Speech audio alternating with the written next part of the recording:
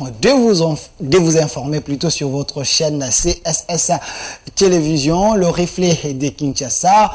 Comme d'habitude, c'est votre émission, votre programme Duel, chaque jour ici à 11h et la rediffusion à 22h sur votre chaîne. Sur ces plateaux, comme annoncé également dans les réseaux sociaux, je suis avec mes invités pour essayer un peu de décrypter les grandes lignes d'actualité. Sur ces plateaux, je suis avec Maître Gédéon Kolela, lui qui est éclectique. Il est membre de l'Union Sacrée. Maître Gédéon, soyez le bienvenu. Merci beaucoup. Je voudrais encore une fois de plus, Monsieur Delphin, témoigner ma gratitude à votre personne. Vraiment, c'est plus d'une fois dans une semaine. C'est vraiment une marque de considération.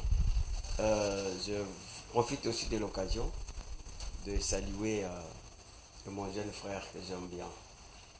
Je l'ai toujours appelé comme la sagesse qui émerge pour cette génération. Et à chaque fois que je suis en face de lui, je me fais quand même l'exercice de creuser ou d'aller chercher de la connaissance au fait. Donc, parce que quand vous êtes en face de lui, il faut être sûr que les débats seront beaucoup plus scientifiques. Merci. Et à caractère pédagogique. Merci, Maître Gédéon Kolela. Si vous êtes revenu, c'est parce que les gens vous ont réclamé. Nous, on est là, on est amoureux de la science. Si le public vous réclame, on ne peut que vous appeler. De l'autre côté, vous avez raison, parce que quand j'ai annoncé que j'allais les recevoir, il y a autant de personnes qui m'ont dit que c'est la relève. Assurer la tête pensante de la République, parmi et tant d'autres. Il s'appelle Mike Gary Diana. Vous êtes journaliste, analyste politique. Soyez le bienvenu. Merci beaucoup, cher Delphin. C'est un plaisir de retrouver ce beau plateau de CSS TV. Et encore une fois de plus, je ne sais quoi dire à Maître Gédéon Kolela, qui généralement, quand tu le croises, il fait un effort de te pousser au-delà de tes limites.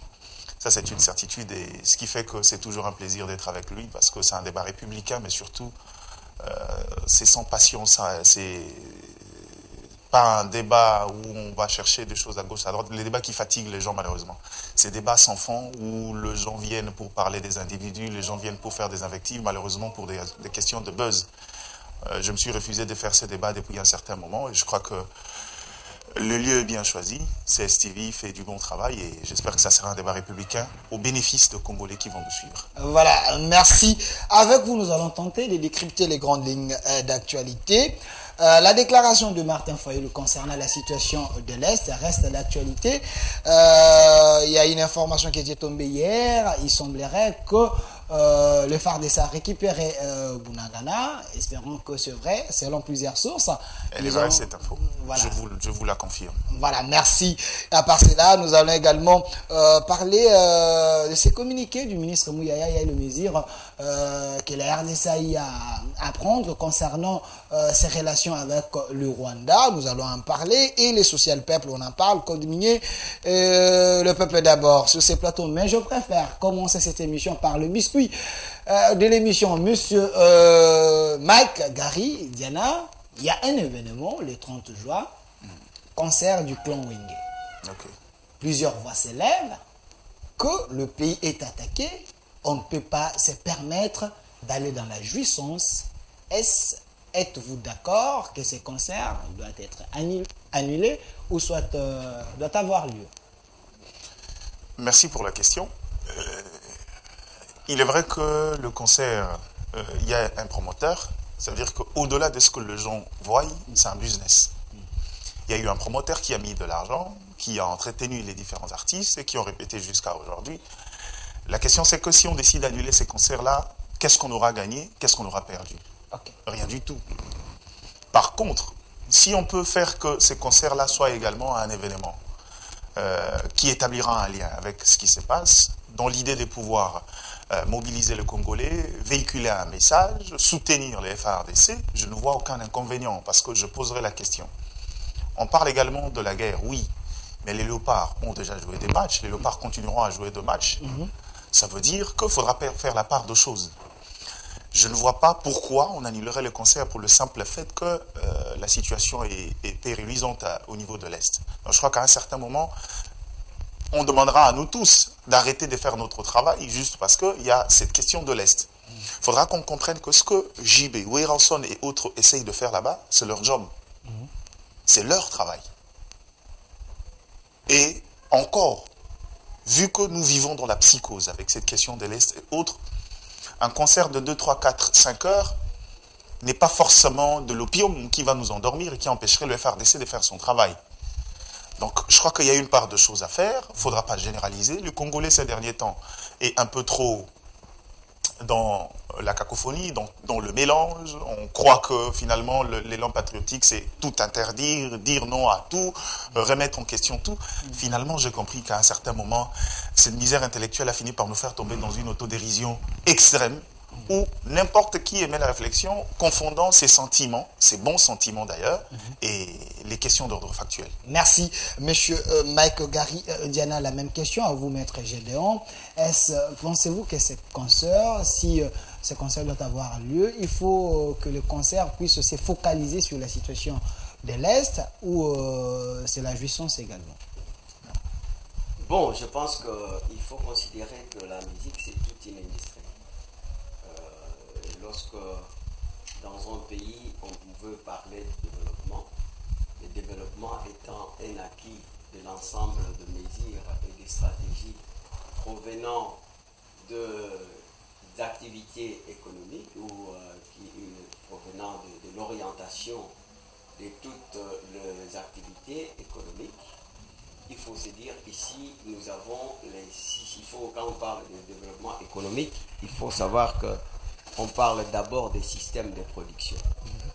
Et la musique, je pense que tant qu'industrie, étant qu'une activité plutôt économique, ça sera rentable. D'abord pour les acteurs eux-mêmes et aussi pour le pays. Et il me semble aussi qu'ils vont jouer au bénéfice de la FARDC. C'est-à-dire que les recettes qui seront là vont servir de l'appui financier. Ils ont fait un point de presse sur ça. Ils ont donné quand même les éclaircissements. Oui, alors, je disais tout à l'heure que lorsqu'on veut parler d'économie, il faut aussi savoir qu'il y a du revenu. Il faut parler des revenus. Est-ce que ce n'est pas une distraction? Donc, non, ce n'est pas une distraction. C'est pour ça que je suis en train de donner les éléments d'une activité économique qui est rentable. Parce qu'on ne peut pas parler de développement économique sans parler de système de production, sans parler de revenus, sans parler de planification, sans parler de consommation et sans parler des réserves. C'est-à-dire qu'il faut toujours avoir des réserves et selon l'organisation d'un secteur quelconque. Par exemple, s'il s'agit de secteur primaire, on a toujours parlé de mines, on parle de l'agriculture et on parle aussi de la pêche. Et dans le secteur secondaire, on parle souvent de l'industrie. Et ici, je vous dis que la musique, c'est toute une industrie. Donc, il faut regarder comment, sous autres cieux, les gens comme Michael Jackson, paix à son âme, donc ils ont contribué énormément dans le budget de l'État à ce niveau-là. Il faut aussi voir les gens comme les Gilio, combien ils ont contribué. Et à ce niveau-là, je pense que nous devons encourager nos musiciens parce que les gens ne peuvent pas aujourd'hui accepter d'avoir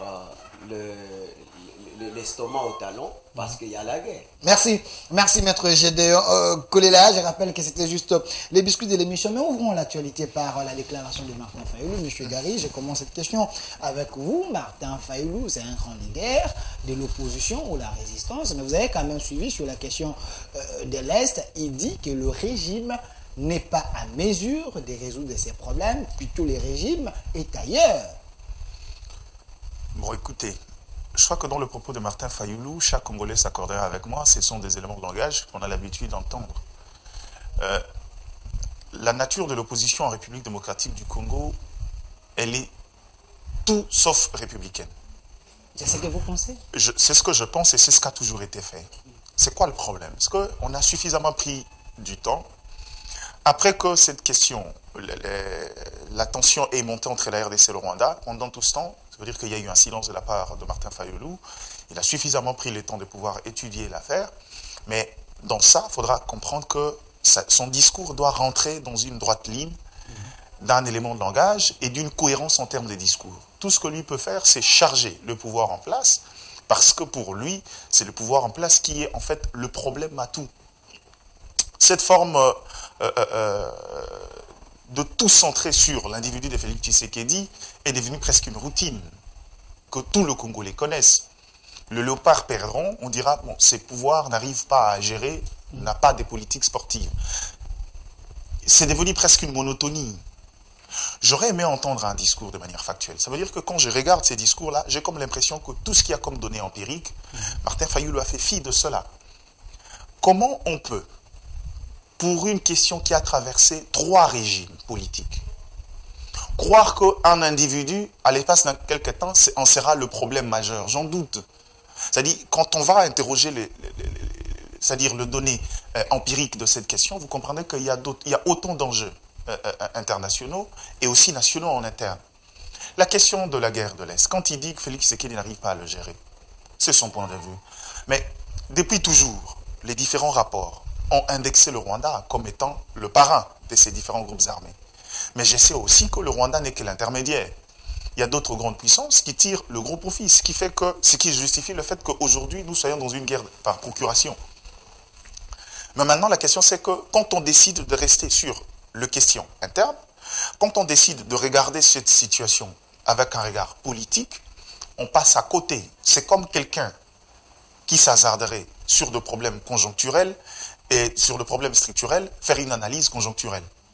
Or, structurel, ça veut dire que c'est des problèmes qui nécessitent des réformes intérieures, c'est des questions plus ancrées, c'est des questions plus factuelles, alors que le conjoncturel, c'est des choses temporaires. Quand il parle de ça, j'ai comme moi l'impression de quelqu'un qui a refusé de voir la vérité en face et qui a décidé cette fois de prendre la posture d'un opposant, la posture d'un homme politique. Or, dans ces choses ici, permettez-moi de vous le dire, je ne demande pas à Martin Fayulu de croire en Félix Tshisekedi, ça n'arrivera jamais. Mais le problème, c'est qu'à un certain moment, les gens qui vous suivent, les Congolais qui vous suivent, n'ont pas simplement besoin d'avoir des éléments de langage de la part d'un leader politique, mais aussi besoin d'avoir des informations et juger de la pertinence de votre maîtrise de la chose. Mais M. Mike Gary, est-ce qu'en Fayulu dit, il pense que ce régime prend cette question de l'Est avec légèreté? C'est comme si cette situation de l'Est ne les préoccupe pas. Au regard des éléments, Félix Tshisekedi arrive, Kabila n'était pas en bon terme avec Kagame. Félix Tshisekedi arrive, essaie de faire confiance à Kagame, et par après, il y a ce qui est arrivé avec le 1-23. C'est les règles diplomatiques également. Vous savez, si j'étais tenté de voir les choses sur le plan politique, j'aurais mis beaucoup de charges sur Félix Tshisekedi, ça c'est sûr. Mais analysons le fait. Quand on dit que Kabila n'était pas en bon terme, non, c'est faux. Kabila n'était plus en bon terme avec Kagame. Parce que ce pouvoir-là, il faut toujours compter. C'est-à-dire, depuis AFDEL, Kagame et l'Ouganda étaient des alliés de l'AFDEL jusqu'à arriver à la République. Après, Joseph Kabila également a rétabli le lien avec le Rwanda, avant que ça ne s'ébrouille encore, juste parce que c'est un État voisin. Nous connaissons tous, sinon la majorité, les ambitions de l'État rwandais. Aujourd'hui, la question, le rapport entre la RDC et le Rwanda est un problème qui est devenu presque endémique. Pourquoi je dis endémique? Quand il refuse de regarder la vérité en face, c'est que il devrait mieux faire d'expliquer aux Congolais la genèse de ce qui nous a emmenés à ces conflits entre Rwandais et Congolais. Parce qu'il semblait dire qu'il n'y a pas de problème entre le peuple congolais et le peuple rwandais. Ça, encore une fois de plus, sociologiquement, c'est méconnaître l'histoire de la République. Il n'y a pas un problème, mais plutôt c'est le problème c'est faux. des dirigeants qui se battent pour encore une fois de plus, la survie. Encore une fois de plus, c'est faux. Pourquoi je dis c'est faux? Il suffit, Delphin, vous êtes journaliste, allez faire un sondage. Il suffit d'interroger le regard, le point de vue des Congolais sur le Rwanda. Je ne suis pas sûr que vous aurez 10% de gens d'avis favorables sur le Rwanda. encore une fois de plus, sociologiquement, il ignore beaucoup de choses. On a un long passé, un cumul du passé, qui fait qu'on ne regarde pas. Parce que quand on lui semble mettre la chose entre Félix et Kagame, c'est résumer le problème des deux États, les intérêts des deux États à deux simples individus. Et chef de l'État de surcroît, oui. Ce problème n'a pas commencé. On n'a pas commencé la guerre avec le Rwanda, avec Félix Tshisekedi. Okay. Ça, encore une fois de plus, j'ai comme l'impression qu'il a refusé de regarder l'histoire. Il a décidé de faire l'opposant, le politique. Malheureusement, ça n'aide pas. Je ne chutais pas en donnant un conseil. 5 secondes. J'aimerais rappeler particulièrement Martin Fayulu. C'est que, au regard de, là je parle comme un communicateur stratégique, au regard des événements, il a revendiqué autrefois la vérité des urnes. Nous connaissons le contexte politique. À ce stade ici, on s'approche des élections. Il doit éviter de croire que l'électorat est statique. Surtout que sur le plan politique, il s'est séparé de beaucoup des alliés qui lui ont apporté beaucoup de force. On lui avait demandé d'asseoir les idées pour que lui-même ait une base naturelle, comme ça les autres ne venant qu'en force alliée. Est-ce que c'est son problème si il a non, s'il vous plaît. Comme ils appellent, s'il vous plaît. Ces gens-là, ce sont des traits. S'il vous plaît, s'il vous plaît. Malheureusement, j'emprunte pas, j'utilise pas le langage comme tout le monde. C'est-à-dire que, politiquement, il s'est séparé de beaucoup d'alliés qui lui ont prêté main forte. Et aujourd'hui, la question c'est que, est-ce que lui-même est fier de sa notoriété? Est-ce qu'il sent qu'il a évolué parce que le contexte a évolué? Prendre l'option de rester figé sur un discours, sur un élément de langage, sur une manière de parler, sur un style de communication, lui rend mauvais service. Tshisekedi, il est le fils idéologique de Tshisekedi. Tshisekedi était comme lui. Si on peut le comparer à Tshisekedi, Tshisekedi ne changeait pas facilement. Non mais, je peux vous contredire, et avec deux arguments simples, pour dire qu'il y a une différence entre Fayulu et Etienne Tshisekedi. Etienne Tshisekedi, quand il menait ses combats, n'avait pas peur de dire les choses, non pas parce qu'il avait quelque chose de contre la personne, mais parce qu'il défendait un idéal. Regarde les discours de Martin Fayulu, tu te rendras compte que depuis un certain moment, il réglait de compte. Merci, je vais revenir vers vous. Je ne veux pas dire que Fayulu a la haine contre Tshisekedi, mais plutôt en écoutant Fayulu, il dit, lui, ce qui le préoccupe, c'est l'intérêt de la population. Maître Gédéon Kolela, vous avez suivi un opposant, Fayulu, qui a dit des choses en dehors de sa casquette d'un opposant. Est-ce que vous ne voyez pas que ce que Fayulu a dit, peut-être qu'il peut avoir raison, parce qu'il y a ceux qui reprochent le président de la République pour sa diplomatie, entre guillemets, agissante, mais qui ne produit pas de fruits. D'emblée, je pouvais dire que M. Fayulu a raté l'occasion de se taire, parce qu'au moment où nous parlons, il est en contradiction avec la population congolaise. Je pense que ça fait des jours, d'une manière successive, où on a remarqué les activités économiques d'être paralysées à l'est de la République, parce que la population a décidé de dire non au Rwanda. Ils sont même prêts. Ils demandent même que le chef de l'État puisse donner le mot d'ordre, qu'il puisse traverser les frontières. Déjà, c'est pour dire que Martin Fayulu, il n'est pas en connexion avec la population sur base de cette déclaration. Alors, il ne faudra pas donner raison à ceux qui disent qu'au Congo, il n'y a pas des opposants. Il n'y a que de bêtes sans tête qui combattent leur propre bonheur et celle de leurs enfants. Parce que l'opposition au moment de la guerre, je pense qu'elle n'existe presque pas.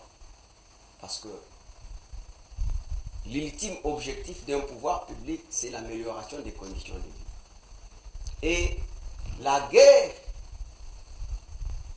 donc, arrive à freiner la lyre du développement dans un pays. Vous ne pouvez pas vous développer avec le langage des armes. Alors, je suis tenté de dire comme Mike Garidiana, vous savez, nous avons toujours tendance de banaliser l'histoire. Alors qu'elle est têtue, elle est demeure, elle est une bibliothèque et elle est synoptique. Pourquoi? Parce que aujourd'hui, vous avez semblé dire que, effectivement, le président Kabila il n'était pas en odeur de sainteté, mais bon, il vous a donné la réponse. Mais il faut savoir, ce n'est pas même le problème de Kabila.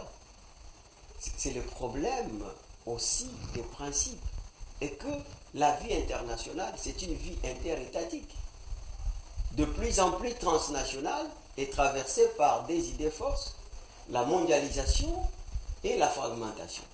Et qu'aujourd'hui, c'est depuis 1970, avec les ouvertures des frontières, les accords commerciaux internationaux, et que vous ne pouvez pas aujourd'hui dire que avec l'économie planifiée qui a échoué dans toute l'Europe de l'Est, y compris l'Afrique et même les États-Unis, et qu'aujourd'hui, les États-Unis, malgré tout ce qu'ils peuvent avoir comme une guerre froide avec la Chine, mais ils sont des vrais alliés en termes de l'économie. Donc aujourd'hui, vous n'allez pas dire, regardez, la Russie et les États-Unis. Vous ne me direz pas que Biden, de temps en temps on nous montre, que Biden a appelé Poutine. C'est pour dire qu'aujourd'hui, le monde étant le village planétaire, nous avons des ennemis communs. Par exemple, Covid-19. Donc, il n'y a aucun pays qui peut dire qu'il ne peut pas s'associer avec l'autre. Alors, et que ici, je suis tenté de parler comme lui, mais tout en étant trop prudent. C'est vrai qu'on peut dire qu'aujourd'hui, les problèmes, c'est entre les deux personnes. Mais ce n'est pas entre les deux personnes parce que c'est avec le Rwanda que nous avons perdu tout un chef d'État dans ce pays. Nous avons perdu un chef d'État qui est Mouzé Laurent Désiré Kabila. Mais ce n'est pas prouvé. Ce n'est pas prouvé. Kagame dit vous n'avez pas de preuves de l'indexer. Moi, j'ai suivi une vidéo de Kagame qui dit pourquoi vous me posez les problèmes de la RDC, ça ne me préoccupe pas. Non, mais ici, j'ai dit que l'histoire, c'est une bibliothèque et elle est aussi synoptique. C'est-à-dire quoi? C'est-à-dire que chacun peut saisir ou peut choisir les mots qu'il peut utiliser dans cette histoire, c'est qui l'intéresse. Vous comprenez? Je peux vous donner l'exemple lorsque vous lisez la Bible. Vous voyez Matthieu, vous voyez Luc et vous voyez Marc qui parlent de la même histoire, mais chacun raconte de la manière où il a été éliminé. Il a été illuminé. C'est pour dire quoi? C'est pour dire que Kagame aujourd'hui peut dire tout ce qu'il dit, mais l'AFDEL, on sait que donc l'AFDEL c'était une association au fait du Rwandais et les Congolais qui accompagnaient au fait Mouzé. Bon, si Tshisekedi savait que Kagame était le vrai bourreau de la RDC, c'était quelqu'un qu'il ne fallait pas faire confiance. Pourquoi il est allé vite en Amazon faire des contrats avec le Rwanda et ces contrats qui alimentent le Rwanda sur le plan financier, et ce n'est pas lui qui est entre guillemets qui a alimenté les M23 parce que le porte-parole de l'armée qui dit le Rwanda a mis 500 soldats derrière le M23. Bon, je ne voudrais pas dire que les gens qui pensent comme ça, leur analyse relève d'une certaine idiotie parce que vous ne comprenez pas. Même ceux qui disaient que l'état de siège n'était pas le bienvenu, aujourd'hui ils ont changé de langage. Est-ce que vous savez que les accords commerciaux et internationaux ont permis aujourd'hui qu'on puisse mettre fin à l'exploitation artisanale, donc l'exploitation minière artisanale. Et qu'aujourd'hui, Kagame est en difficulté. Parce que c'était ces groupes-là, des Crézers, qui fournissaient de l'or. Et que Tshisekedi arrive et dit non, désormais, si vous avez besoin de cet or-là, il faut le chercher d'une manière officielle parce que nous avons un centre d'expertise et de certification. Et que l'or qui pourra sortir désormais, il faut qu'il ait la traçabilité. Et cela a permis à ce qu'on puisse lutter contre les gelées des concessions minières, les cas de force majeure. C'est-à-dire qu'aujourd'hui, il y a certains titulaires de droits miniers qui exploitaient d'une manière frauduleuse parce qu'ils profitaient de cet état-là, et que l'état des sièges est venu maintenant empêcher ces gens. C'est pour ça que vous avez vu même à un certain moment qu'il y a eu beaucoup plus de morts. C'est-à-dire que ces gens-là qui, avec l'activité de creuser d'une manière artisanale, ils se sont dit, nous allons maintenant nous en prendre à la population civile. Et vous avez vu combien de fois M23 et certains groupes rebelles demandaient à ce qu'on puisse lever l'état des sièges. Et si on voit Martin Fayoulou donc relier le même langage, est-ce que nous ne pouvons pas dire qu'il est complice? Merci. Je ne voudrais pas ici les stigmatiser en disant qu'il est complice. Mais seulement, je suis tenté à dire que Martin Fayoulou est en quadrature arrière par rapport à son combat. Parce que quand vous comparez les combats de M. Tshisekedi, imaginez que Tshisekedi, quand même, je vais finir par là, quand même Mouzé l'a rencontré à Kabongo lors de la relégation, il a dit, mais tu as servi Mobutu pendant 20 ans.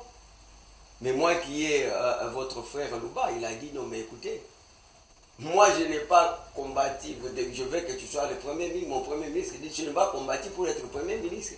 Mais j'ai combattu pour qu'on puisse arriver à la restitution du pouvoir entre les mains des citoyens. Merci. Pour que ces citoyens jouent un rôle décisif et déterminant Merci. dans la prise de décision de l'action publique. Merci, Maître Gédéon Kolela. Non, mais je vais citer pour dire, aujourd'hui, plus que jamais, on peut tout dire, on peut tout reprocher à Joseph Kabila.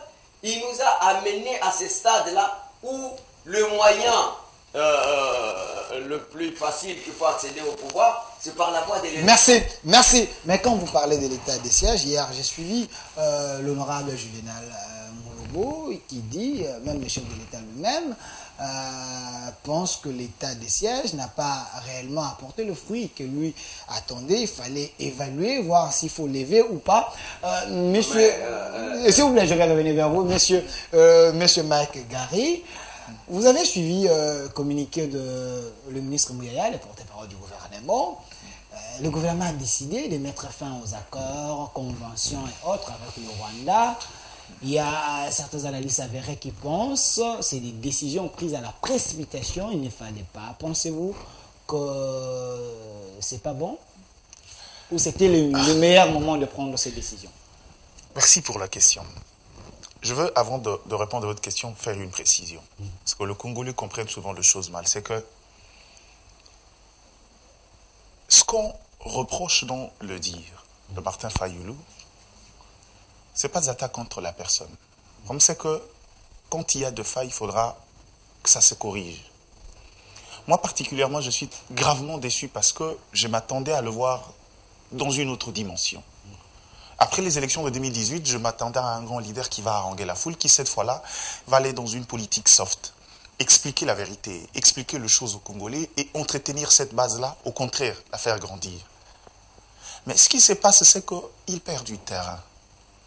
Simplement, je ne dirais pas de la mauvaise foi ou de la complicité, peut-être comme Maître Gédéon semblait vouloir aussi le dire, mais je crois que ce sont des erreurs de gestion. L'entourage, Monsieur Martin Fayoulou, la dimension où vous êtes quelqu'un où votre communication doit être extrêmement, et alors extrêmement calibrée. Malheureusement, les Congolais ne le comprennent pas. C'est une communication ratée? Il n'y en a presque pas, elle est inexistante, cette communication-là. Je ne pense pas qu'il a pris tout le temps ici jusqu'à ce que le Congolais commence à se demander, mais finalement, on n'a pas vu les messages de Fayoulou et autres pour venir dire ça. Je ne pense pas. Et encore une fois de plus, dans votre discours, il y a des éléments qui nous laissent croire qu'il y a encore beaucoup d'éléments qui manquent en matière de gestion de la République. Savoir limiter les questions entre États et des individus, ne sachant pas que quand un chef de l'État agit, il agit au nom de son État. Ne sachant pas que tout acte que Kagame peut poser sur le plan militaire, au-delà du pouvoir discrétionnaire qu'on lui confère sur les questions de sécurité, les questions de diplomatie, il y a des institutions qui l'accompagnent dans ça. Donc, à ce stade-là, vous voulez dire aux Congolais que non, il faut qu'on tue Kagame et puis voilà, tout sera résolu. Mais là, pourquoi pas des accords secrets? C'est benin. Et ces accords-là... C'est pas question de secret. Maintenant, je reviens sur votre question. Quand on parle sur la question de l'état des sièges particulièrement, on n'a pas apporté des résultats. Il n'y a pas assez les résultats attendus, selon le chef de l'État, parce qu'il n'a mis plus autant de moyens, mais apparemment... Parce qu'en politique, je fais partie de gens qui ont vu d'un œil différent cette manière de faire du chef de l'État. Je le dis toujours. Son côté pacifiste, ce souci de vouloir aller dans la politique soft, moi par contre, je suis partisan de cette politique, de ceux qui estiment que pour pouvoir aller négocier, pour pouvoir établir de bons rapports diplomatiques, de bons rapports interétatiques, il faudra qu'on soit en mesure de prouver à nos partenaires de quoi on est capable. Quand on a vécu des situations de guerre pendant plus de 3 décennies, à un certain moment, il y a une forme de léthargie qui s'installe. Il faudra qu'on monte en puissance militairement pour que les gens sachent qu'on est à même de défendre notre territoire. Mais malheureusement, la politique a de courants, a des philosophies, la politique a la manière de faire. Lui, venant de sa famille politique de l'UDPS, qui n'a jamais fait l'opposition militaire, qui ne connaissait pas ce qui est arme, estime qu'aujourd'hui, c'est un courant, malheureusement, mon côté économiste me dira que le monde étant un village planétaire aujourd'hui, l'économie de la guerre ne profite plus à personne. Si vous voulez poser la question à la Russie, à tous ceux qui tentent de pouvoir aller vers la guerre pour résoudre certains conflits, vous vous rendez compte que cette économie-là n'existe plus. Bon, elle est existante, mais elle ne paye plus. Et que pour lui, il estimait que si on peut jouir de relations favorables avec le Rwanda, et que le peu d'intérêt qu'on a, on peut essayer de s'ouvrir à la sous-région pour cette fois-là garantir une paix et que chaque Congolais ou Rwandais vive en paix sur leur sol tout en respectant les limites de l'un. Ce n'est pas un péché. C'est ça sa pensée en fait. Mais malheureusement, au bout de compte, nous on lui a dit, ça aussi c'est méconnaître le Rwanda. Aller dans ces dynamiques-là, il faudra d'abord savoir, un peu ce que je reproche souvent aux opposants congolais, quelles sont les ambitions à très long terme. Parce que même les États ont des ambitions. L'ambition du Rwanda devient presque connue de tous, c'est de pouvoir avoir un large territoire, savoir devenir une puissance, agrandir les limites du Rwanda. Ça, ce sont des ambitions qui sont connues depuis toujours. Mais comment établir des relations avec un État qui a les ambitions d'agrandir son espace et qui n'a que comme voisin la RDC? Quelle posture prendre? Comment négocier et comment établir les limites et comment établir les mesures qui vont nous permettre de nous respecter mutuellement. J'ai l'impression que oui, dans cette ouverture vis-à-vis du Rwanda, on a été beaucoup trop sentimental. Ça, c'est une certitude. Mais après... Donc, il faut affirmer qu'il y a une légèreté. Non, il n'y a pas de légèreté. Il n'y a pas de légèreté. Je suis partisan de ceux qui estiment, mon cher frère, que... En fait, c'est une phrase de Lionel Jospin. La politique, ce n'est pas question de réussir ou de perdre. Ce qui compte, c'est comment on a vécu pour ces fonctions, comment on a vécu pour la République. Parce que quand on gère des États, comme le nôtre particulièrement, les causes exogènes peuvent faire en sorte que malgré toute votre bonne volonté, vous n'arrivez pas à réussir votre mandat. Le plus important, c'est comment on s'engage. Quelle est la dose d'engagement qu'on met dans la question de l'État et quelles sont les ambitions et quels sont les objectifs clairement définis. On peut se tromper. Il faudra le dire, on peut se tromper dans sa stratégie, cela n'est pas une fatalité. Aujourd'hui, je crois qu'à une fois de plus, il n'a peut-être pas écouté, il a choisi une politique qui malheureusement lui joue de tours. Ça, ce n'est pas preuve de légèreté. Je vous dis que si vous allez aujourd'hui, j'ai donné quelques éléments sur le plan mondial dans les enjeux économiques, c'est pour ça que l'ONU existe, on a compris que l'économie de demain, le monde de demain, c'est un monde qui doit aller vers la paix. Parce que on a compris que le monde est interconnecté. Autant le Congo est peut-être aujourd'hui la terre la plus bénie du monde, la Côte d'Ivoire peut nous aider avec le cacao. On peut établir une chaîne de valeur en termes de productivité et connaître de l'essor. Chacun peut vivre aisément. La suspension des accords, conventions et autres, la RDC ne Elle produit pas. La RDC elle est ne produit logique. pas. Des fois, la RDC dépend aussi du Rwanda. Mais quand vous prenez ces mesures sans avoir une garantie à l'interne, vous ne pensez pas que vous asphyxiez également la population de l'Est? Voilà à quel niveau je vous dis que ça encore une fois de plus, le Congolais, ceux qui prennent cette direction-là, n'analysent pas froidement la question. Okay. Vous êtes sur les questions sécuritaires qui priment. Et que vous vous rendez compte qu'à l'espace d'une semaine, le pays voisin a envoyé ses éléments militaires sur votre sol pour faire la guerre et soutenir un groupe armé. Et vous, pour des raisons économiques, vous vous dites non, on laisse les frontières, on garde les accords, mais c'est de la vulnérabilité. À votre avis, ces militaires-là sont arrivés sur le sol congolais comment? Quelle est la meilleure méthode pour pouvoir sécuriser quand on vit de l'infiltration à grande échelle? Comment on peut croire que sur le plan diplomatique, on est agressé par un État et qu'on dit, bon écoute, on peut continuer à faire la guerre ici, mais la population peut aller vendre à Gisenyi, revenir ici. Mais c'est dans cette population-là que finalement il y aura un ravitaillement, c'est dans ces échanges commerciaux, généralement, où il y a entrée illégale d'armes. Ce sont de b.a.-ba dans les rapports entre États. Quand vous dites la suspension, on n'a pas dit on a annulé, on a suspendu jusqu'à ce qu'on trouve un terrain d'entente, jusqu'à ce que la situation soit réglée. N'empêchera que dans les jours à venir, la RDC et le Rwanda continuent des échanges commerciaux, même en étant des États non amis, mais des partenaires en affaires. Merci. Le Rwanda, Kagame, votre frère, Maître Gédéon, je précise que vous êtes de l'Union sacrée, mais il y a l'ambassadeur rwandais ici, Karega, notre ambassadeur est là, vous suspendez des choses, mais vous ne rappelez pas nos ambassadeurs. Notre ambassade et Karega règne ici. Est-ce que ce n'est pas... Vous prenez des décisions comme un pied dedans, un pied dehors? Je pense que la diplomatie n'est pas la brutalité. Il faut savoir déroder la douleur par la douceur. Aller lentement. Regardez. Mike a dit des choses ici importantes. Parce que vous voyez que même chez nous ici, il ne suffisait pas de dire que Rwanda nous agresse. Il faudra le prouver. Ce n'est pas aux victimes de définir l'infraction. Mais c'est aux instances bien habilitées de pouvoir définir l'infraction. Parce que les victimes vont crier, vont faire des bruits, vont dire je suis volé, je suis ceci. Parce que il faut savoir que les rebelles n'est pas le sujet du droit international. Ce sont des conflits internes. Et que le Rwanda, l'agression, oui, mais il passe par qui? Il passe par certains Congolais qui ont un cerveau faible.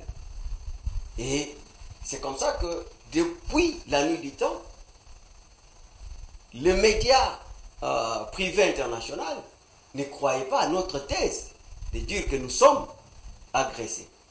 Et qu'aujourd'hui, vous voyez que les conseils de la sécurité, le Sénat américain, même la Grande-Bretagne, qui a toujours soutenu le Rwanda, c'est tout le monde aujourd'hui qui affirme qu'il y a l'agression. Vous pensez que c'est quelque chose qui est venu comme ça? Non, il y a un travail qui a été fait. Il y a un travail qui a été fait parce que, regardez, il faut faire très attention. Les gens, je vis les commentaires, il faut être comme Poutine et tout ça. Mais Poutine aujourd'hui, il a occupé, en fait, l'Ukraine. Mais pourquoi il n'annexe pas l'Ukraine? Vous voyez? C'est-à-dire qu'il y a des principes. Donc, c'est-à-dire que nous avons quitté ce monde ici qu'on parlait que le monde, en fait, c'est une jungle. Nous ne sommes pas encore là parce que maintenant, là, c'est le droit international. C'est le droit humanitaire. Que Tshisekedi a poussé Kagame à l'erreur. Et effectivement, Kagame est tombé dans ce piège-là. Donc Tshisekedi est plus stratège que Kagame. Donc moi, la comparaison n'a pas toujours été raison, mais je vous dis, ça peut aussi être, parce que les gens pensent que c'est parce que aujourd'hui, d'abord, il faut savoir que je ne peux pas aimer, moi, d'avoir un président comme Kagame, parce que... Mais il est aimé dans son pays. Attendez, oui, je vais vous dire, Rwanda, c'est un État voyou. Même son développement, c'est une honte pour l'Afrique. Parce qu'aujourd'hui, on vient de vous dire aujourd'hui, donc vous ne pouvez pas toujours continuer à considérer la guerre comme une activité économique rentable, même ceux qui l'ont accompagnée. Parce qu'il y a aussi des volets diplomatiques. Donc il y a des gens qui ont servi de Kagame comme des bases arrières. Mais en réalité, Kagame lui-même, donc, c'est vrai qu'il a réussi à faire les mensonges, une arme pour convaincre les uns les autres de l'appuyer. Il s'est victimisé trop oui, à la communauté voilà, internationale. maintenant, avec la minorité et tout ça. Mais le langage, là, a changé aujourd'hui. Donc, ce langage a changé. Donc, contrairement, bon, il faut relativiser, tel que Mike Gary Diana a dit. Donc, vous savez, Tshisekedi n'a jamais été à la rébellion, Tshisekedi n'a jamais été militaire, et il ne peut pas aussi, étant que chef d'État, agir avec l'état d'âme, comme je vois les gens, Kagame. Mais Kagame reste en dernier ressort notre voisin, le président d'un État. Il faut savoir comment aller dans des instances qui ont les compétences de condamner, comme nous voyons maintenant. Et je vous dis que si ça continue, si Kagame a travaillé pour une nouvelle génération qui a basculé au déclin de Maréchal Mobutu, je pense que cette fois-ci, parce que l'âme de guerre n'est pas seulement l'argent, mais c'est aussi la conscience collective. Merci. Et la population congolaise est déterminée. Je pense que c'est maintenant, plus que jamais, les déclins des Kagame. Merci. On reproche le président Tshisekedi d'être très doux au lieu d'être comme Mobutu. Mais c'est ça la un président qui s'est tapé la main sur la table. S'il y a des problèmes. Les temps ne sont pas les mêmes.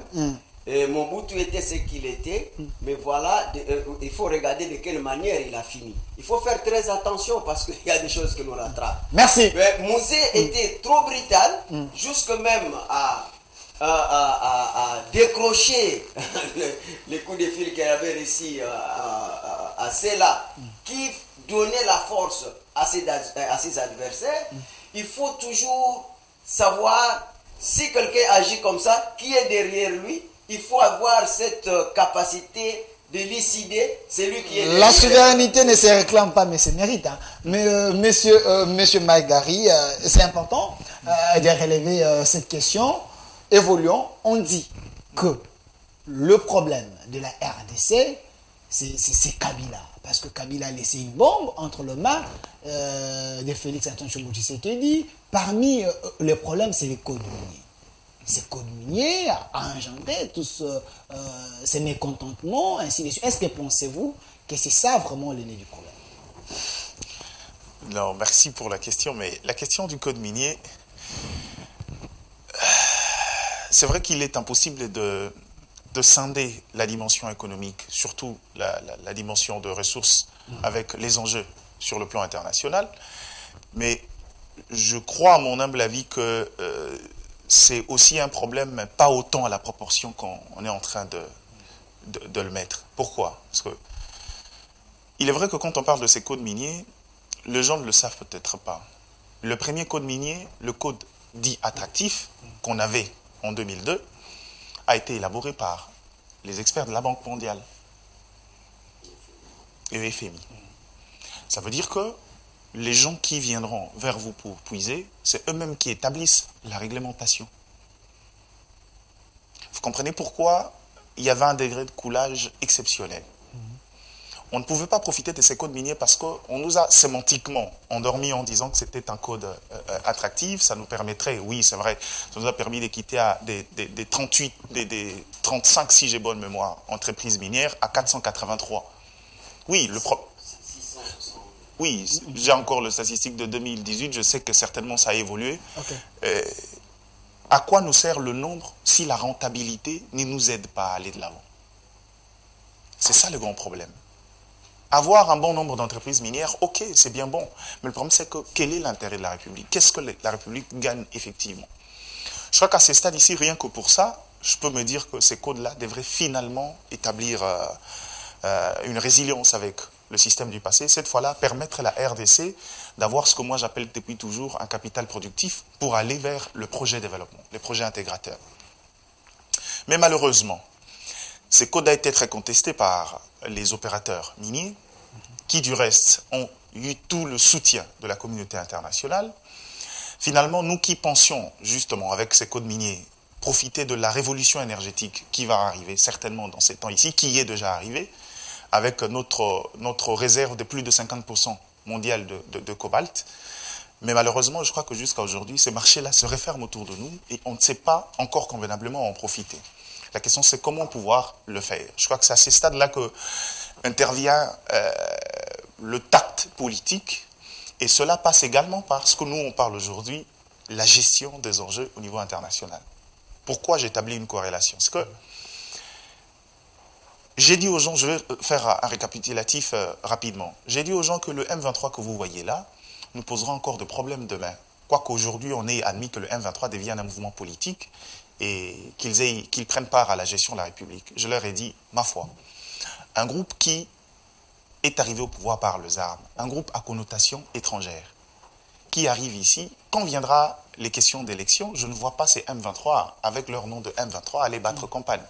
Ça veut dire qu'ils retourneront dans leurs armes pour pouvoir trouver comment se faufiler, avoir une place sur la question de la gestion de la République. Mais maintenant, la question, c'est que derrière le M23, il y a qui? Derrière le M23, il y a le Rwanda, mais le Rwanda n'est qu'intermédiaire. Derrière le M23, il y a également... Il y a l'Ouganda aussi, hein. On sait l'Ouganda, parce que le M23 était sponsorisé par l'Ouganda et le Rwanda à l'époque, à moins que je me trompe. Je sais qu'aujourd'hui, le Rwanda n'aime pas partager la tanière avec les autres.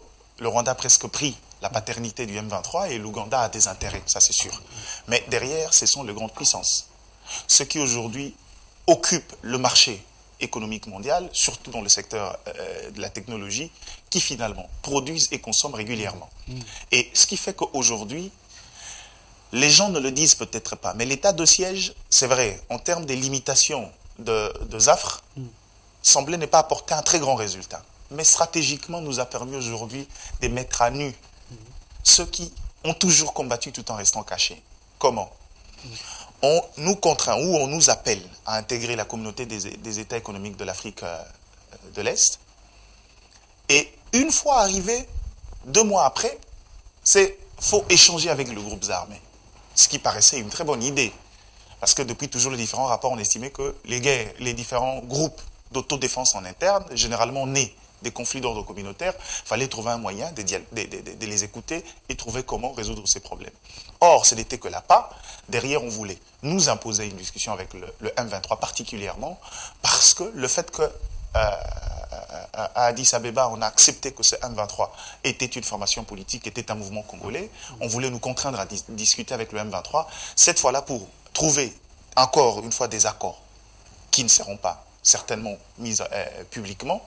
Et en fin de compte, ceux qui continuent à tirer des intérêts vont continuer à le faire. Pourquoi? Parce qu'il y a eu une scission sur le plan politique, parce que les accords d'autrefois ont été négociés avec Kabila, le pouvoir a basculé, et que le Kabila, qui était autrefois, qui a fini par devenir un ennemi du Rwanda, qui est parti, il fallait répartir sur de nouvelles bases, avec Félix Tshisekedi.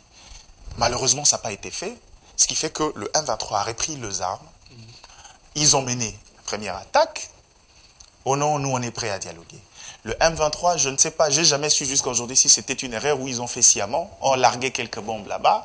Aïe, aïe, aïe, c'était les débuts, les nerfs du problème. Voilà, 5 secondes pour vous. Le code minier laissé par Kabila, c'était une bonne chose ou c'était une bombe entre les mains de Félix Tshisekedi? En quelques secondes, je voulais chuter pour le dire, c'est que la plupart des guerres qu'on nous impose, généralement, ont aussi pour soubassement, ou en grande partie pour soubassement, les questions d'ordre économique. Donc, ce code minier-là est un code qui va à l'avantage de la République démocratique du Congo. Le problème, c'est que sommes-nous en mesure de pouvoir le faire appliquer intégralement sur un marché que nous ne maîtrisons pas? Ça reste la grande question. Merci. Maître Gédéon Kolela, la même question à vous. Félix a hérité une bombe entre les mains de Kabila parce que parmi les causes, c'est ces codes miniers, les Occidentaux, les gens qui profitaient de la RDC. Et je me souviens à l'époque plutôt, Mende disait que ces codes étaient plutôt à l'avantage de la RDC. C'est ça aussi le problème? Bon, je ne voudrais pas que nous puissions faire des amalgames, parce que c'est question de responsabilité. Mais je voudrais en finir avec le premier sujet en disant, pour les opposants qui continuent à distiller les messages à caractère à décourager même nos veillants héros, et que l'enjeu en politique, c'est le partage du pouvoir avec le peuple congolais qui est gage, qui protège l'intérêt général. Lorsque le peuple est décidé derrière la volonté, la détermination du président de la République qui veut gouverner autrement pour le bien-être, à ce moment-là, il faut comprendre les enjeux. Sinon, vous allez vous définir comme un sorcier de la République. Et à ce niveau-là, le même peuple ne vous pardonnera pas. Ok. Maintenant, lorsque vous parlez du code, contrairement à ce que Mike Gary dit, le premier code depuis que le Congo est Congo, c'était en 1967, avec l'ordonnance loi de M. Mobutu, qui avait consacré un régime donc conventionnel par dérogation, où il y avait des zones exclusives à l'intérieur duquel vous pouvez livrer le permis d'exploitation ou concession minière. Parce que il faut savoir que là où je partage avec lui, l'idée c'est que à chaque changement des codes miniers, avant cela, il y a toujours un événement politique. Parce qu'auparavant, on avait la législation minière de 1919. Alors, arrivé en 1967, Mobutu publia l'ordonnance qui a mis en place un code. Et cette fois-là, il faut dire qu'il y a eu des lancées novatrices qui ont boosté l'économie du Congo, de telle enseigne que les Congo, l'industrie minière était devenue, donc disons, un élément moteur. C'est-à-dire que c'était devenu le fer de lance du développement. De telle enseigne qu'on dépendait de moins en moins de l'économie internationale ou de l'économie mondiale. Parce que à ce niveau-là, il faut dire que les secteurs miniers contribuaient à 80% ou 70%, plus de 70% dans le budget de l'État. Et l'État en soi s'occupait que de 3 ministères, la santé, l'enseignement et puis l'armée. C'est pour ça qu'à cette époque-là, donc vous avez votre fille qui est mariée par un enseignant, mais même comme Mike il est là, il est conseiller dans le ministère de l'enseignement. Donc tel qu'il est venu là, on devrait être très content que chacun de nous pouvait rentrer avec des billets verts. Bon, c'est le cas, ne vous en faites pas. C'est pas le cas. Malheureusement, c'est pas le cas. Alors, lorsqu'il y a eu l'événement, ce qu'on appelle le massacre de Katekerai, parce qu'à ce moment-là, il n'y avait pas l'exploitation artisanale. Et cette exploitation artisanale a intervenu parce que les gens, ils allaient dans des zones interdites pour exploiter, et à ce moment-là, on a envoyé les policiers, les gendarmes à l'époque. Il y a eu le massacre qu'on a appelé le massacre de Katekerai, et ça a poussé Mobutu à changer les codes miniers de 81, qui a consacré cette fois-là des régimes. Les régimes généraux des droits communs et les régimes conventionnels par des dérogations.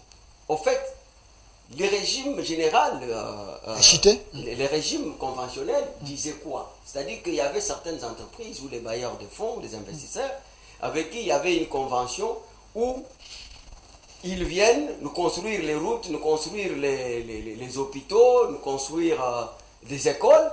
Donc en contrepartie, ils doivent exploiter nos minéraux. Vous voyez? Maintenant, les lancées novatrices des codes miniers de 2002 a supprimé ces régimes conventionnels. Mais regardez, la mégestion du pouvoir public caractérisé par manque d'expertise du régime Kabila. En même temps, le code a supprimé ces régimes, mais ils ont continué à signer des contrats sous ces régimes-là, en donnant la raison de délais moratoires. Alors que le délai moratoire, la durée, c'est 12 mois, une année. Ils ont continué pour donner la raison. Mais le plus effroyable, faute de goût, c'était le contrat chinois. Vous voyez, ce contrat chinois qui a été signé hors la loi, s'il faut dire ainsi, mais aussi ils n'ont pas respecté. Parce que ici, le problème, ce n'est pas les codes. Les codes en soi ne posent aucun problème. Même les codes de 2002, même ces codes ici ne posent pas de problème. Le problème, c'est les contrats niais qui posent problème. Okay. Ce sont des contrats léonais. C'est-à-dire, regardez, avec... 5 secondes, Chité. C'est très important, peut-être je ne peux même pas apprendre. Donc, les contrats chinois, c'est que je n'ai pas aimé, mais bon, allons-y. Donc, ces contrats, ils doivent exploiter nos minerais. Donc, il n'y a pas le temps, sinon j'allais vous donner des chiffres. Et vous savez aussi que plus on extrait les minerais, plus aussi ça diminue. Sinon, on était à 35 millions, mais aujourd'hui, on est presque dans vingtaine de millions. C'est-à-dire que nous allons vers l'épuisement de ces minerais, dans les cuivres. Mais regardez, il faudra que dans ce contrat, qu'on puisse nous construire 3500 chemins de fer. C'est-à-dire qu'on devrait avoir les chemins de fer. Vous avez vu avec Jean-Marie Kassamba, votre collègue, parler des trains TGV qui devraient être là. Effectivement, c'était dans ces projets-là. Mais aujourd'hui, c'est-à-dire qu'on pouvait quitter Kinshasa jusqu'au Goma, sans problème. 3500 routes. Et je ne sais pas si vous connaissez combien de routes que nous avons. Il faudra avoir 145 hôpitaux avec les lits, avec 150 000 lits pour chaque hôpital. Est-ce que vous connaissez l'hôpital qui a été construit par les Chinois? Combien vous connaissez? Un seul Angile. Un seul Angile. Ok? Donc sur combien? Sur 145, c'est-à-dire dans chaque territoire, on devrait avoir. Mais où serait cet argent? Comprenez? Donc où serait cet argent? Cet argent se trouve aujourd'hui dans les poches des gens. Donc à ce moment-là, il ne faut pas toujours condamner les autres, les bailleurs, parce que même les bailleurs de fonds, les investisseurs, ils ont reconnu le caractère léoné de ce contrat-là. Ils ont même accepté. Et la commission Lutundu là, donc, a travaillé là-dessus pour dire désormais, le Congo, comme l'État, doit avoir 51%, les autres 49%. Mais eux, ils ont continué. Donc, je vais vous dire que... Merci. Ils ont même quitté de 45% pour la GECAMI jusqu'à 12%, jusqu'à 17%. Merci, Maître Gédon. Je vais revenir vers vous. Monsieur Gary, la même question à vous, mais d'une autre manière. Si le contrat chinois, c'est le nœud du problème, du social congolais, parce que tout ce que Maître Gédon... S'il vous plaît, voilà. Si les régimes Tshisekedi avaient suivi, donc le peuple allait bénéficier quand même de ces codes miniers. Est-ce les régimes Kabila, c'était les régimes qui avaient assassiné les caisses de l'État, et aujourd'hui Félix en paye les prix. Voilà pourquoi les sociales ne donnent pas. Non, mais merci pour la question. Je crois que quand vous me posez la question sur le contrat chinois, ce n'est qu'une portion des terres sur un étendue très vaste. J'ai osé croire qu'on parlait du code minier. Maintenant, si on veut parler sur le contrat chinois, ma foi, on fera une longue liste. Okay. Je veux peut-être choquer Maître Gédéon, c'est que ces contrats chinois-là, aujourd'hui, il y a des gens qui continuent à en profiter. Aujourd'hui. Et qui ne sont pas du régime Kabila. L'union sacrée avec les changements. Il y a des gens qui continuent à en profiter, mais qui ne sont pas du régime Kabila.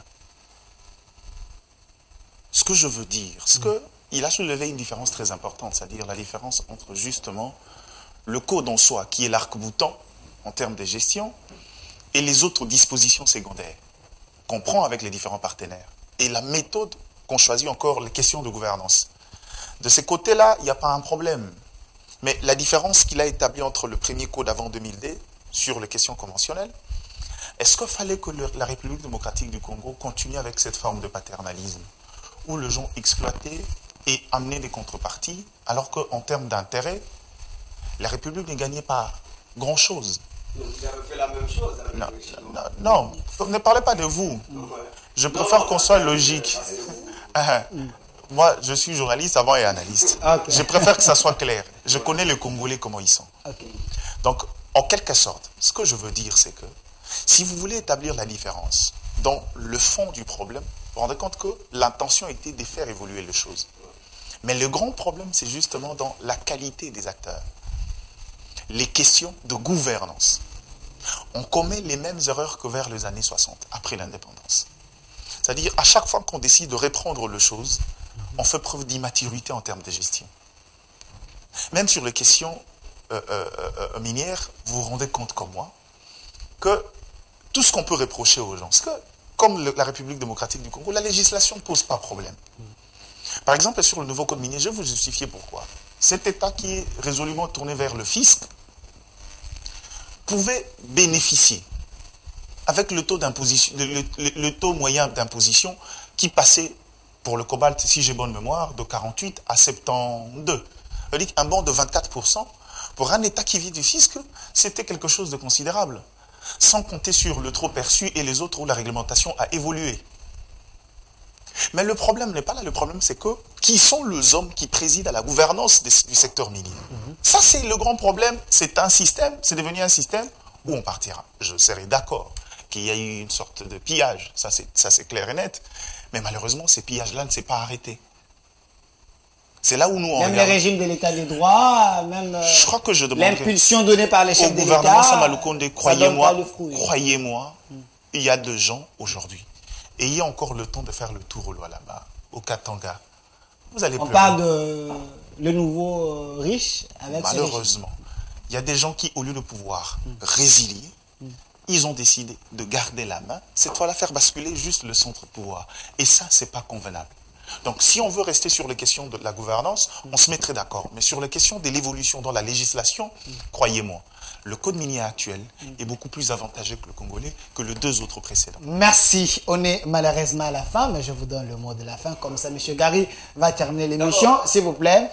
Alors, C'est lui qui a commencé. Oui, c'est vous, vous allez prendre la parole. Allez, on va pas de écouter. problème, vous terminez l'émission. Le peuple paye les prix, même sous le régime de Tshisekedi, avec toutes les richesses que nous avons, mais le peuple ne sent pas dans son assiette les retombées des évolutions. Bon, moi je suis un homme de conviction fondé sur les principes élaborés. J'évite la question d'apporter des accusations dont vous n'avez pas les preuves pour dire que le pillage continue. Le micro, c'est vrai. Ça peut être. Maintenant, ici, le problème, Ah, mais d'abord... autant que vous confirmez pour ceux de passé, autant pour vous le Oui, confirmer mais pour non, actuellement. mais j'ai dit ceci. D'abord, Moi, j'ai il y les a- deux données, et d'avant et d'après. Ok. Mais il faut savoir que c'est mon domaine de prédilection. Je sais, justement, c'est pourquoi je vous Ouais. parle, je sais. Donc, d'abord, il faut dire que l'accroissement de contribution du secteur minier dans l'effort financier dans le budget de la République découle des transformations des permis de recherche en permis d'exploitation. Posons-nous la question, depuis tous ces régimes que nous avons connus en commençant par Mobutu, parce que c'est brader les concessions minières ou les secteurs miniers n'a pas commencé avec Joseph Kabila, n'a pas commencé avec Mouzé, même si Mouzé aussi, je peux dire qu'il est responsable de ce qui est arrivé à l'Amiba aujourd'hui. Et je suis même étonné quand je vois les gens et osent de faire hiérarchie victimaire des hits et des souffrances qui trôneraient les Kassaïens. India Omar n'était pas d'accord parce que vous avez traité Mouzé les pères. C'est lui Bon, qui nous a amené tous les problèmes. On devait même les pendre, ils ne malheureusement, méritent pas d'être héros. Là, Non, je ne voudrais pas. Il faudra me poser cette question au début. Mais je peux dire tout simplement qu'il ne faut pas écouter les ragots. Sinon, vous risquez de passer à côté des hommes formidables à cause des hommes formidables. Alors, s'il a à contester ce que je dis, qu'il vienne, on va débattre, au lieu de parler derrière mon dos. Donc ici, je suis en train de parler des choses très importantes. Donc, d'abord, depuis que les Belges nous ont laissés avec 48 sociétés minières et 30 concessions d'exploitation, nous continuons à garder 30 concessions d'exploitation alors qu'aujourd'hui nous sommes à 4668 permis. C'est-à-dire que les secteurs miniers n'ont pas créé l'emploi au Congo. C'est un échec et il y a eu l'organisation des pillages massifs. Il faut dire ça. Maintenant, la deuxième chose, c'est que aujourd'hui, comme je disais, les contrats, comme les contrats chinois ou d'autres contrats, ne devraient pas se passer entre l'État et les investisseurs ou les bailleurs de fonds. En principe, dans un pays qui se respecte ou selon les régimes miniers, parce que ce sont des entreprises de l'État qui gèrent les actifs qui font partie des domaines privés de l'État, c'est l'entreprise qui signe le contrat au motif de quoi? De redimensionnement, au motif de l'amélioration de la responsabilité d'un service public. C'est pourquoi vous voyez qu'à l'époque, on ne pouvait pas parler du Katanga sans la GECAMIN sans les Katanga. Merci. Et donc, la même chose avec la MIBA. Mais c'est vers on est à la fin que vous... Alors, c'est pour vous dire qu'aujourd'hui, avec 662 titres miniers, donc des titulaires des titres miniers, si tout le monde pouvait accepter que la gestion telle qu'elle est dit soit comme c'était à l'époque, on n'allait pas être ce qu'on est aujourd'hui. C'est-à-dire que l'argent, d'abord les entreprises, vous savez que la GECAMIN aujourd'hui, il a des dettes de personnel. Lorsqu'on parle de dettes de personnel, c'est à combien? À 44 millions de dollars. C'est-à-dire les gens qui ont travaillé, mais qu'on ne s'est pas donné de décompte final. Et les gens qui ont travaillé, ils n'ont pas été payés. Ces gens-là souffrent. Merci. Et vous allez voir que les Yuma, ils ont organisé des fêtes pour 6 millions de dollars. Merci. Alors qu'il n'est pas de la fin. Merci, Maître Gédéon Kolela. C'est également votre mot de la fin. Monsieur Mike Gary, je vous donne également 30 secondes. On retient quoi? Maître Gédéon a raison. Merci pour la question. Le problème, c'est qu'on revient sur la même chose. Parce que s'il faut qu'on aille de manière... Par exemple, quand le maître parle de la problématique de l'emploi liée au titre, je ne sais pas moi, attribuer à agent de quelle manière, vous vous rendez compte que ça, encore une fois de plus, il y a une forme de complicité. C'est une question de gouvernance. Le problème, c'est que quand il parle encore des questions d'emploi, je crois qu'à la limite, il faut dire c'est une question de proportion. Ils ont créé de l'emploi, mais à une proportion très faible. Parce que généralement, les gens qui viennent dans ces dynamiques-là, il faut reconnaître aussi une vérité, préfèrent aller chercher la main-d'œuvre externe que congolaise. J'ai l'habitude de fréquenter, je suis allé dans des mines, j'ai vu l'expertise congolaise, j'ai vu comment... Jusqu'à aujourd'hui, je connais des entreprises, malheureusement je ne peux pas faire de la pub, qui chaque fin de mois, les étudiants en géologie sont recrutés à la hauteur de 10, 15, 20, et de manière régulière. J'en connais, plus de 4. Ça veut dire qu'il faut reconnaître que la proportion est très faible au regard de ce qu'on pouvait récolter. Mais une fois de plus encore, sur la question de mine, Maître Gédéon Kolela. 5 secondes. Je comprends que cette manière de faire vous a laissé faire une fixette sur la mégestion qui a caractérisé ces histoires-là. Mais encore une fois de plus, faisons la part de choses entre la gouvernance de gens qui ont décidé de torpiller le texte et le texte en soi et les valeurs que le texte porte. Oui, c'est ce que je vous ai dit, que même les codes de 2002, il y a des avancées novatrices. C'est ce que je dis. Prenez le micro si vous voulez parler. Oui, je suis. On n'a pas respecté. Justement. On parle, si c'est pas là, on parle le même langage, c'est ce que je dis. C'est-à-dire, dans les textes a évolué. Non, le texte a évolué. Je n'ai pas exprimé ma déception. Je juste dis que quand vous parlez n'a pas créé d'emploi, je voulais juste que vous compreniez que c'est une question de proportion. Merci. Et on a eu ma faible proportion. Permettez-moi de chuter. Je chute par ceci. Parce que dans la question des mines, encore une fois de plus, les pratiques décriées autrefois persistent. L'exemple en date, c'est que les Chinois, dans l'affaire qui a fait tabou ici avec Alain Foucault, des gens qui en ont donné des titres, des permis de recherche, qui ont décidé, je ne sais pas par quel moyen, entrer dans la phase d'opérationnalisation, exploiter à l'insu, même des autorités locales. C'est pour vous dire que ici, Ça, c'est la complicité de la communauté. Merci. Exactement. Donc, Merci. ça veut dire qu'à la fin de compte, on comprend que Merci. notre problème n'est pas le texte. Notre problème, c'est qu'il faudra faire évoluer la gouvernance. 59 minutes pour aujourd'hui. Le jour où on rompt avec ce système-là. Que le débat d'aujourd'hui, c'est un débat républicain avec des têtes pensantes de la République comme Maître Gédéon Kolela, éclectique de l'Union Sacrée. Merci d'avoir répondu à notre invitation. De l'autre côté, Mike Gary Diana, analyste politique. Vous aurez mieux fait de mettre ce débat au départ. Merci. Nous allons vous inviter prochainement, rien que pour ce débat, une manière d'aider la nation. Merci d'avoir été de notre, merci à notre directeur de programme, Lekeur Mouchipai, et à notre DRH Popol Tchongolazik à la réalisation. Merci à vous, restez fidèles à notre programme. Au revoir.